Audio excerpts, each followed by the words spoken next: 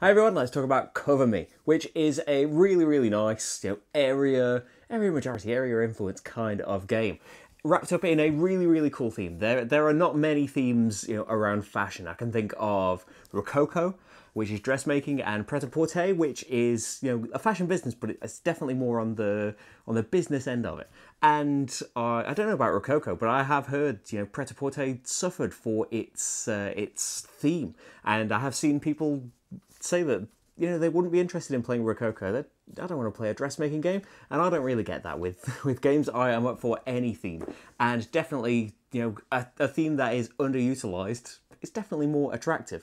And yeah, with this striking cover that does suit it, doesn't it? It's you are in the magazine business. It is all of the cards that you are playing are your issues for the month. I really like that. They are your cover stars for the month, and maybe they will be elevated and they will go out to more successful magazines if you didn't if you got a little bit of fame for them but not quite enough. But if you get them all the way, they become the superstars and they're going to get you fame for launching them over the course of their career. I really like the system, and there are all the different things going on over the different seasons. They're either interested in the background of the cover or the colour of the dress that they're wearing, or they are interested in the hair length or the hair colour.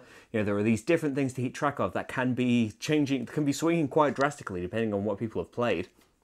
And then you've got this extra wrinkle of not only are you trying to chase the trends and set the trends as well, you can, if you are just having a terrible time doing this and everyone, just has the things that, you just haven't got the cards to follow these trends this year, you can go for scoring absolutely zero, which would get you an enormous amount of points, but it's very difficult to do because, not scoring anything for any of your models is quite a hurdle in itself. Surprisingly, doing that badly is just as hard as doing well. But I really like that that's in there as well.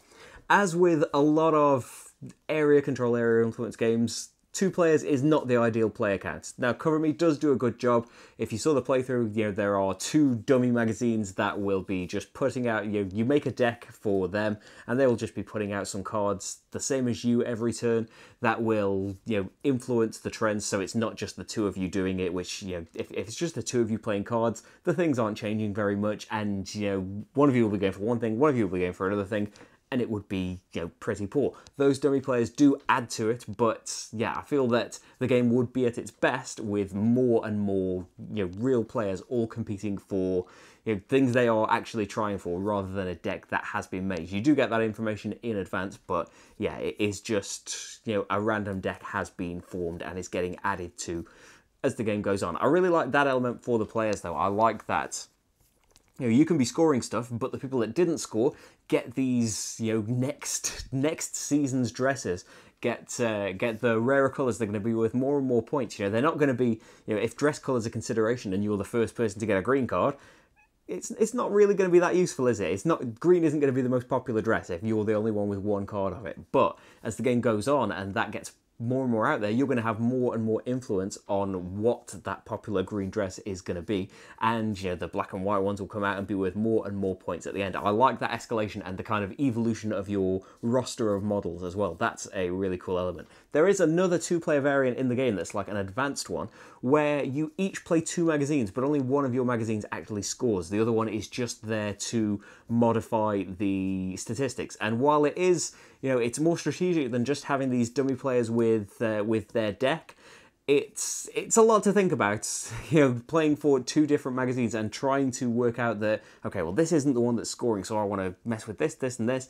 It is, it's definitely, you have a lot more control over the proceedings, which was the thing that I said, might be a little bit of a problem with the dummies. But yeah, it's a little bit much, and that would just be sorted by playing with more players, which I think would be the ideal for it. But still, as it is, I think it's a very unique theme, executed very well, and a really nice area control game. Not to mention the production of it.